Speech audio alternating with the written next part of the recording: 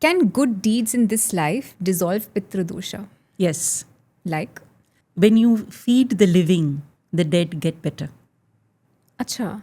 That's what we're doing, We feed the Brahmin. But this could not just be a Brahmin, right? It can be good deeds of any kind, charity. Okay. Feeding Doing seva, animals. feeding animals, taking care of plants, just taking care of your own family members for that matter, taking care of old people, visiting senior citizen homes.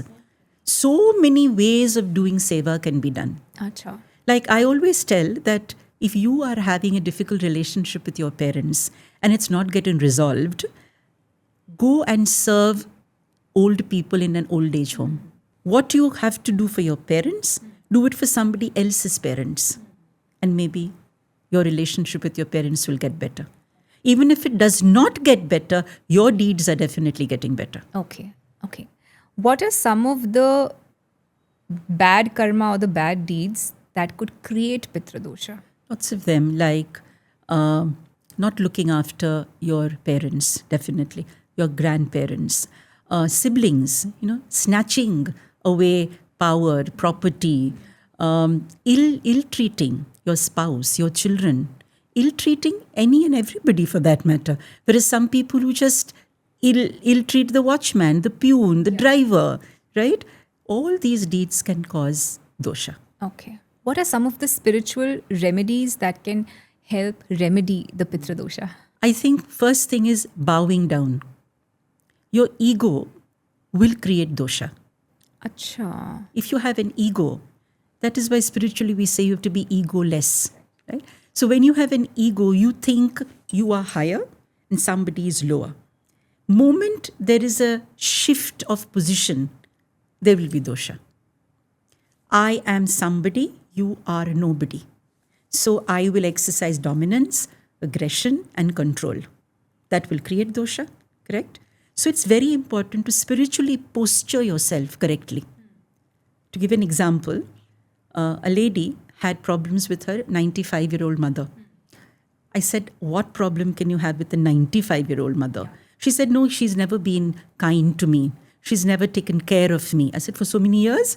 She said, yes. I said, okay. The next time you visit her, sit next to her, below her. That means she's sitting on the bed. You sit on a muda next to her, below her, near her. She said, what will that do? I said, do it. Do it and see. So next time she went, she sat with great difficulty, she told me, next to her mother on a muda. As she sat close to her mother, a 95-year-old mother put her hand on her head, started stroking her. And she told me that when she did that, a shiver ran up my spine. I felt years of abandonment going away and love flowing through my spine. So simple. So how do you posture yourself in life?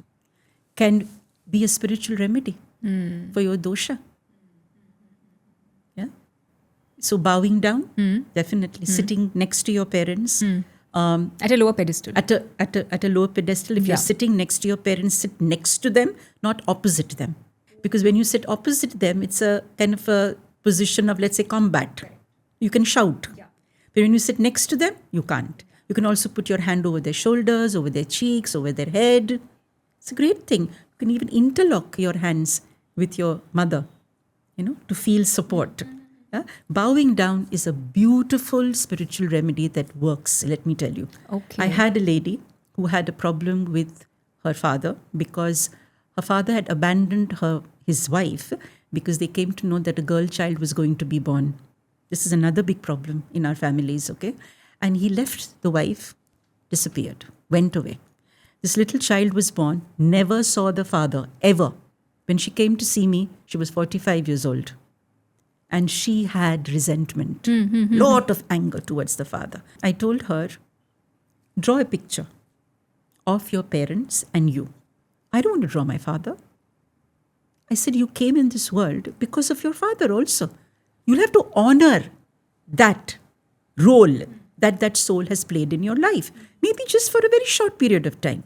Okay. She said, as you're telling me, I'll do it. She drew that picture, herself, her father, and herself as a baby. Okay. And the father and mother.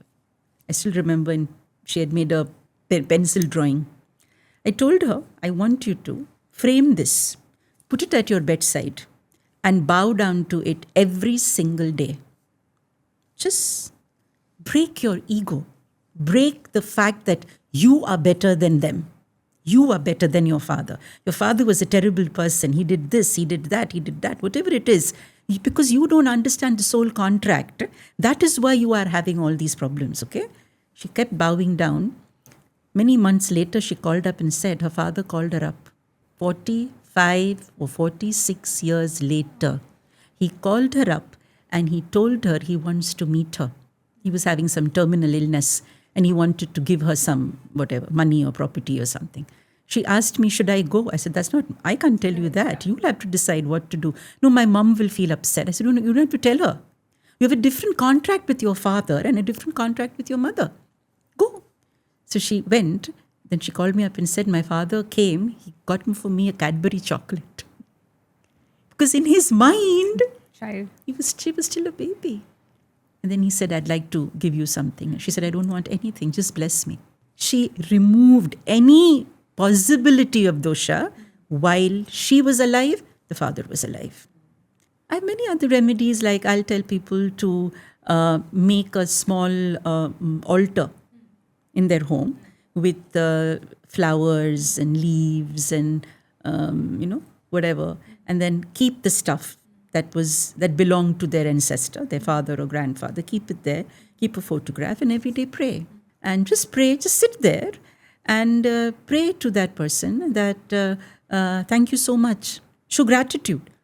Don't say, I hope you are well and I hope you are in a good realm. And because you don't know that, right? But you can definitely show gratitude and say, thank you so much for being who you are and whatever you were to me.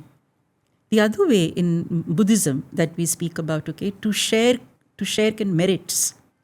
So let us say if my grandmother was uncomfortable in her lifetime, I am very comfortable in my lifetime. And I pray and say, please share my comfort with my grandmother, wherever she is. So whatever I have, I share. So I share the merit, right? So if you have more money and somebody had less, maybe my sibling, I pray and say, share my merit, share my kind of financial abundance with my sister. So you're sharing. Sharing increases caring. Yeah. And when there is caring, there cannot be dosha. Correct. So be in a state of inclusivity all the time. Correct. Yeah. So this world better works on inclusivity. The more inclusive we are, nobody feels excluded. Yes. Everybody wants to belong. Yes. The biggest need we have is belongingness, even more than love. You want to belong, right? So allow people to belong to you, no? Doesn't matter. They can be at any position. They can be closest, they can be a little far. Yeah. But they still belong in your circle. And if there is belongingness, there cannot be any dosha. And giving and receiving. This is also another very important thing in constellation work, we say. Okay? Parents give and children receive. Okay? There are some children who say, Arey kyun papa, kyun diya aapne? That is his role. As a parent, let him give and you receive. How do you receive? That's important. Do you receive with love? Do you receive with, like feeling upset or no? Oh, why did he give this? He should have given this. Right? How are you receiving? That will depend on the dosha you create. So these are spiritual ways in which you can remove the idea of dosha. Okay. And honor and respect whoever is there in your life. Okay. Is it true that no auspicious work should be started during Pitru Paksh? That's what is said. Okay. That's what they say. But it may spiritually not be, otherwise we won't be having this podcast. I think all tithis are auspicious. Eclipse. People say in the eclipse you should not eat or you should not go out. But when there is eclipse, like what happens is, or let us say every 15 days there is an Amavasya, right? Yeah. So Ama means purified rays of the sun. So in Amavasya, why do you do Shraddh? Because soul gets the purified rays of the sun. Okay. Acha. That is why Amavasya ke din aap Shraddh karte hain. Acha. Okay. So every day is good. Okay. If you are good, Yeah, every day is is good. good. Yes. If you are not, every day is Yes, not. yes. What's the fastest remedy for Pitta dosha? Be kind to the living. Okay. Who suffers more from Pitta dosha, the family as a whole or the individual? The family and both suffer. Okay. Both In suffer. equal measure. In equal measure, both will suffer because the individual is suffering, not getting a job, career is going downhill, not earning money. It will impact the family. But most people who contact us is the individual, obviously. If you enjoyed watching this content, you can watch the full in-depth video on the Body to Being podcast hosted on Shloka YouTube channel. To continue watching shorter pieces of this content, you can subscribe to Shloka Clips on YouTube. Don't forget to like this video and follow us on Spotify. Pranam.